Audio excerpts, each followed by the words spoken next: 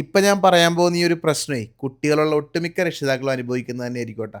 വേറെ ഒന്നുമല്ല, നമ്മൾ എവിടേക്കെങ്കിലും പോകാൻ വേണ്ടി പോകുമ്പോൾ ദേ ഇവരുടെ മുഖം ഇങ്ങനെ ഉണ്ടാവും സങ്കടത്തോടെ നമ്മുടെ കൂടെ വരാൻ വേണ്ടിയിട്ട്. ഞങ്ങൾ സത്യം പറഞ്ഞാൽ ദേ ഈ ബൈക്ക് എടുത്ത് പോകാമെന്നെല്ലാം വിചാരിച്ചിരുന്നതാണ് ട്ടാ. അപ്പോഴേക്കും രണ്ടിൻ്റെയും മുഖം മാറി കരച്ചിലായി ബഹളായി. ഈ ബൈക്കിൽ ആകെ കൂടെ എനിക്കും നീക്കും മാത്രമേ കയറാൻ പറ്റുള്ളൂ. ഇവർക്ക് രണ്ടാൾക്കും വരണം. അവസാനം ഇവരുടെ കരച്ചിലും പിഴിച്ചിലും വിഷമമെല്ലാം കണ്ടു കഴിഞ്ഞപ്പോൾ പറഞ്ഞ് എന്നാൽ വന്നോ എന്ന് പറഞ്ഞ്. ദുർഗനെ ആദ്യം കൂട്ടാമെന്ന് പറഞ്ഞ്.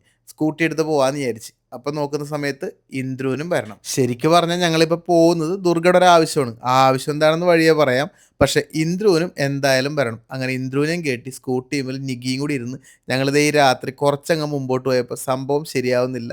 നിറച്ച് പ്രാണി പരിപാടികളൊക്കെ ആയിട്ട് ഇന്ദ്രുവിൻ്റെ കണ്ണിൽ പ്രാണി പോയി. അങ്ങനെ അവസാനം ദേ വീണ്ടും തിരിച്ച് വീട്ടിലോട്ട് വന്ന് ഞങ്ങൾ കാർ എടുത്ത് പോകാമെന്നായി. നോക്കിയേ, ആദ്യം ഞാനും നികിയും മാത്രം പോകാമെന്ന് വിചാരിച്ചതല്ലേ. അവസാനം കാർ എടുത്ത് എല്ലാവരെയും കൂട്ടി പോകേണ്ടി വന്നു. എന്നാലും ഇവരുടെ മുഖം തെളിഞ്ഞിട്ടില്ല.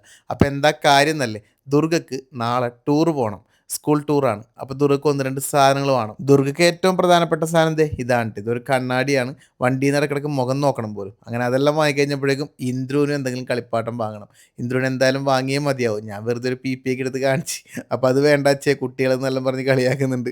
അത് കഴിഞ്ഞിട്ട് ഞങ്ങൾക്കിപ്പോൾ എന്തായാലും വാങ്ങിയേ മതിയാവുമെന്നായി. അവസാനം നോക്കി നടക്കലായി. നോക്കി നടന്ന് നടന്ന് ഞങ്ങൾക്കൊരു ചെറിയൊരു ബോൾ കിട്ടി. അതിൽ ഇറക്കടിച്ച് കഴിഞ്ഞപ്പോഴേക്കും ഇന്ദ്രു എന്തായാലും ഹാപ്പി ആയിട്ടാ. ഇനി ഇതെല്ലാം എടുത്ത് നേരെ വീട്ടിലോട്ട് പോയി. അതെല്ലാം കഴിഞ്ഞ് പിറ്റേ ദിവസം രാവിലെ 6 മണിക്കാണ് സ്കൂളിൽ നിന്ന് ടൂർ പോകുന്നത്. ഞങ്ങൾ ദുർഗനെ 5 മണിയായപ്പോഴേക്കും സ്കൂളിലേക്ക് കൊണ്ടുവന്ന് ആക്കിയേട്ടാ. ഈ ടൂറൊക്കെ പോകുന്ന ഒരു പ്രത്യേക ഒരു വൈബ് തന്നെയാണ്. നമുക്ക് എപ്പോഴും ഓർമ്മയുണ്ടാവും കൂട്ടുകാരൊക്കെ ഒത്തുള്ള ഈ ഒരു ട്രിപ്പ്. ഞാൻ ആദ്യമായിട്ട് സ്കൂളിൽ നിന്ന് ഒരു ട്രിപ്പ് പോകുന്നത് 10ാം ക്ലാസ്സിൽ പഠിക്കുമ്പോഴാണ് ട്ടോ. അപ്പോൾ ഇതിൻ്റെ ഫുൾ വ്ലോഗ് 4 യു എന്ന് പറഞ്ഞാൽ നമ്മുടെ യൂട്യൂബ് ചാനൽ വന്നിട്ടുണ്ട് ട്ടോ.